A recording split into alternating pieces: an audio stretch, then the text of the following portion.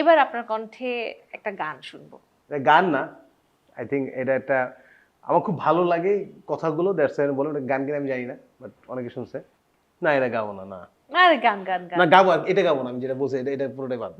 তুমি আমার পাশে বন্ধু হে বসিয়া থাকো, একটু বসিয়া থাকো, আমি মেঘের দলে আছি, আমি ঘাসের দলে আছি, আমি মেঘের দলে আছি, আমি ঘাসের দলে আছি, তুমিও থাকো বন্ধু হে বসিয়া থাকো,